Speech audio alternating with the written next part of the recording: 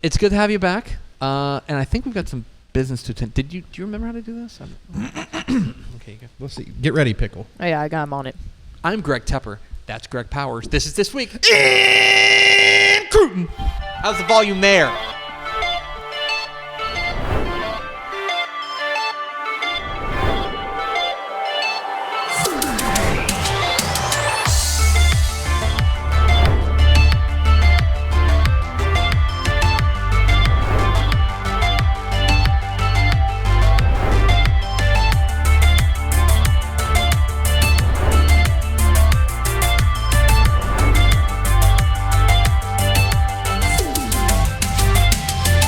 It's This Week in Recruiting with Greg Powers, our Director of Recruiting here at Dave Campbell's Texas Football.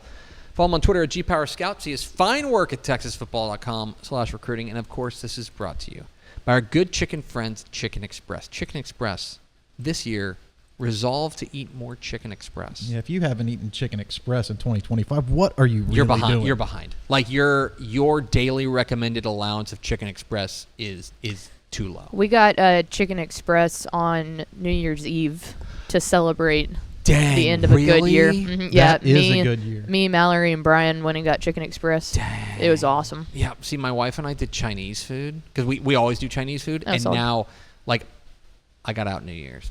Like, I think you sat at home too, right? No. Oh, you guys went out? We went to a party at our friend's house. So wait a second, you guys ate Chicken Express and then you went out? Yes. Dang. What a combo. What a combo platter. That was good. I ate Chinese food and sat on the couch. See, I'm going to go ahead and make the case that you could actually put like Chicken Express in a Szechuan sauce and it would be excellent. Dang. You're not wrong. Man, you're so next level. He's coming in hot in 2025, folks. It's This Week in Recruiting with Greg Powers. Let's start with our prospect on the rise. Our prospect on the rise is Smithson Valley's senior quarterback / athlete, Cade Spradling. And if you want to talk about a guy who I think won over the entire Dave Campbell's Texas football staff at the state championship games with his heroics, he's a new DCTF 3-star prospect. He was spectacular as a quarterback, just a moose running the ball. But you think he profiles on the defensive side, and there are some offers that have rolled in places like Army, Rice, and UTSA, and you think that he's going to end up on the defensive side there. Yeah, I think he'll end up playing defense at the next level where he can use his high football IQ and, he's a thumper, right? Yeah. He runs like a thumper. He made a pretty athletic play in the state championship game with that interception, too, kind of flashing his ability as a defensive playmaker. So I think that's probably his best fit at the next level, but who am I to say? Drew Mestamaker has made a believer out of a lot of people this week. So, I mean, some of these guys are developing. John Mateer at Oklahoma was playing wide receiver before he got the call to play quarterback at Little Elm. I think it was his senior year going into his college career at Washington State. He's really thrived now that he's taken that on, full bore. But that being said, give me a 6'2", 200-pound dude like Cade Spradling, who understands how to read and diagnose plays. Sign me up. I can see why he's getting offers. And that's why I made him a 3-star. I think he could play I think he's a 3-star linebacker. I think he made so many big plays in that state championship game. Offensively, he really took but, like, make no mistake, he was playing both ways at the 5A level, which just is – you just don't see very much, like, plain and simple. And that's like a historic state championship run. Yeah. Like, you know what I mean? So capped off a remarkable – career, and I don't think Smithson Valley gets to where they ended this season without a guy like him. No, absolutely not. And he was absolutely terrific in that state championship game, and a huge reason why the Rangers are the 5A Division I state champs and why he's got offers starting to roll in here. A name to know as we roll on. Let's roll on to our commit of the week. Our commit of the week, we're going to Austin LBJ to talk about their 2026 defensive back, Yaheem Riley. A defensive back, Jermaine Bishop, but he committed this week to Houston. He had offers from places like Baylor, TCU, Tech, Arizona State, Stanford, Utah, etc. But a guy in Yaheem Riley who was spectacular for the Jaguars all year long, and he has landed with the Cougs. Houston's off to a remarkable start in the class of 2026. They add Riley to Keyshawn Henderson who is the highest rated offensive recruit that they've ever had committed.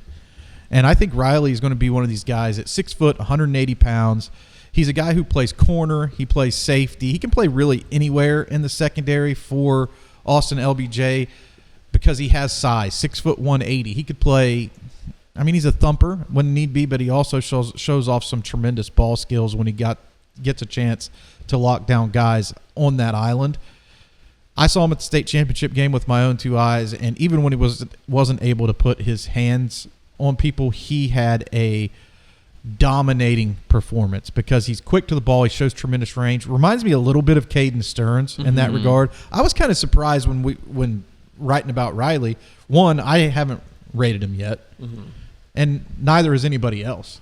Interesting. So he doesn't have a rating. He's an easy 3-star, top 100 guy, but I think he is in that conversation to be a top 50 recruit, which would put him in that 4-star category for us and kind of reset, the table for what a 3-star, 4-star, 5-star is here at Dave Campbell's Texas Football for the new year. If you're in the top 5, then you're a 5-star, and if you're in the top 50, you're a 4-star. So you have to make it into the top 50 to be a 4-star guy, and I think Riley's in the conversation for that. Only left to determine what other players in this class around him could push him up or down the list. Well, and let's remember, LBJ has a pretty darn good history of producing not just big-time playmakers, but big-time playmakers in the secondary. See the guy who sealed the Peach Bowl in Andrew Makuba there for sure. Texas. Like, this is an LBJ program that has a history of producing big-time playmakers on the defensive side. And so, you look at a guy like Yaheem Riley, and he's unrated right now. But I think you look at him and you're like, all right, I like the measurables, I like the tape, I like the skill set, and I like the pedigree as far as where he's coming from. Well, I don't want to – I set the table for all this to say, this is a big commitment for Houston. Yes. It shouldn't be overlooked that he doesn't have a rating yet, that this isn't like a marquee commitment, because out of the gates in 2026, Houston's recruiting on a completely different level than it has been in recent memory. And I know that Coach Fritz and his staff, they're – especially under the direction of his son, they're going to continue to do a tremendous job in the evaluation process. But these are guys you don't have to really evaluate all that hard. When you watch Yaheem Riley on tape, he jumps out like he's a guy that anybody would probably want to take. He is a dude, certified dude, and he is the next up for the Houston Cougars as they haul in Yaheem Riley from Austin LBJ. Let's round it all out with our underclassmen of the week. Our underclassmen of the week, we're going to Willis to talk about perhaps you've heard of him, soon-to-be senior athlete Jermaine Bishop, 2-way star. 4-star, he named it a top 8 over the holidays. Florida, Houston, Michigan, Oklahoma, Penn State, Texas, Texas A&M, and USC. Kind of a pick of the litter here. A ton of options for him. He is a guy who can play on both sides. Obviously, he starts there at Willis on both sides of the ball. And he will be, I will say this, here's a promise. He'll be playing big-time college football, that's for sure. Yeah, no doubt about it. His top 8 is a who's who. And fresh reminder, his former teammate, DJ Lagway, is on the top school in alphabetical order on that list, Florida. So maybe that's a school to keep an eye on. Oklahoma's done a tremendous job in his recruitment. He's got a couple of in-state schools on that list as well, or a few of them on that list that we should closely monitor as well. But this was a pointed selection this week. Thank you, Jermaine Bishop, for naming your top 8 because it gave me the springboard I needed. Here we go. This is the springboard I needed to start to talk about the 2025 Mr. Texas football. Oh, okay. You got to talk about Adam Schobel earlier in the broadcast. Tremendous selection for this year's honor. I think that he was well deserving of the award. But next year, could it be Jermaine Bishop? I actually had Jermaine Bishop on my short list for this year's honor. This dude is a Mr. Do-It-All. He definitely impacts both sides of the ball at the 6A level, which is very rare, almost Travis Hunter-like. If I had to draw a comparison, they're not like the same height, weight, all that. But if I had to draw a comparison to Travis Hunter in Texas high school football, it would be Jermaine Bishop. Oh, feather in his cap, he's the state's best return guy. Yeah, absolutely. For sure. He's a dangerous special teams weapon as well. Yeah. So he's a guy you just want, when he gets the ball in his hands, regardless of circumstances, he's dangerous. And so keep an eye on him. Jermaine Bishop is down to his top 8. Let's you want to zoom through some news and notes here real quick? Let's do it. We do it. Okay. Connor Carty, the outstanding offensive lineman from Prosper, he was committed to Texas A&M. He didn't sign. Ends up flipping to Texas Tech. Nice little get there for the Red Raiders. Gives them one of the highest rated prospects in this cycle for the Red Raiders, and it was a nice surprise after signing day. Really how I looked at it is I thought that A&M overswelled that class. Connor Carty popped loose. Texas Tech was the benefactor of that and got an offensive lineman who I think is really good. One of the easiest things to overlook on tape for an offensive lineman is strength, because they're stronger than the other guys that they play against in high school. Well, Carty has very strong hands, and he's stronger than what people give him credit for. I think that helps him see the field early in college. Stay in the DFW Metroplex. Ennis wide receiver Grayson Harris. He was committed long time to Oklahoma. He didn't sign, ends up flipping to Mississippi State, which is that's an interesting move there, and Jeff Levy making some moves. Well, ironically, or maybe not ironically, but Levy was the guy that offered him at OU when he committed there. So, Levy was the offensive coordinator in Norman whenever Grayson Harris made his commitment. Took the head coaching job at Mississippi State. Harris was I think he was the first commitment for OU in that class. He was committed to OU for a minute.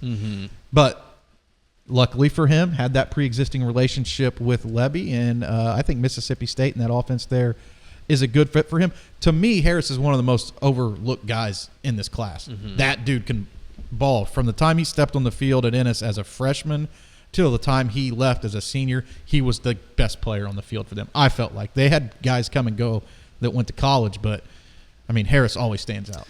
I don't want to associate this with like drama, but there's intrigue around Landon Locke, the quarterback from Rockwall. He signed with Wisconsin. Interesting story here. Signed with Wisconsin. Has layers. Yes. Signed with Wisconsin, 3-star guy. We like him a lot coming out of Rockwall. Because of the coaching change at Wisconsin, he gets let out of his letter of intent, and now he's basically like reopening his recruitment? Yep. And he's picked up offers. I think Florida International and Sam Houston State were like the offers that have come to him since he's backed out of his pledge. One thing to also keep in mind in this kind of recruitment is Locke suffered a knee injury that forced him to miss his senior year. So he has that working against him in a way on the recruiting trail. I'd like to go ahead and say, look, if you're in the market for a quarterback, this is a top 10 quarterback from the Lone Star State with a college pedigree and a cannon for an arm. As a matter of fact, he's one of the best deep ball throwers in this class. 6'3", 180 pounds with the high frame potential. I don't think Landon Locke's going to have a hard time finding a college fit. No. And even when he does, the question isn't going to be like, where does he fit or how does he fit on this team? Is how do we keep him here? Yeah. And finally, we're going to one last quarterback to talk about. Sawyer Anderson from Dallas Parish Episcopal, who put up stupid numbers as a senior. The grandson of former Dave Campbell's Texas football cover boy Donnie Anderson. He signed with Purdue, a similar situation. Signed with Purdue. Purdue makes a coaching change. He gets out of his letter of intent, but he has found a home. Yep, committed to Arizona, signed with Arizona. I think that's a perfect fit for him. I think that offense fits him well. He gets to now learn under Braden Locke, who is the brother of Landon Locke, who transferred from Wisconsin to Arizona to lead that team next season. So there's an upperclassman there that's going to be moving on quickly. So there's an opportunity there for maybe him to play in 2026 or be get meaningful snaps in 2025. Sawyer Anderson, make no mistake, has been one of, if not the most productive high school football players I've ever watched in Texas. And sometimes we talk about, top tier players and this guy's going to this school and this guy's 5 stars and all that kind of stuff. Well, Sawyer Anderson is a tremendous football player. We should talk about more. We should celebrate this commitment more if you're Arizona probably, because this is a ball-playing dude. He's a ball-playing dude, and the numbers back it up. Another ball-playing dude, ball-talking dude. It's Greg Powers, our director. Appreciate that, here, man. Dave Thank Campbell's you. Texas football. Starting off the new year right. We're with back. A compliment. We're so back. Follow on Twitter, GPowerScouts. He's fine work at TexasFootball.com/recruiting.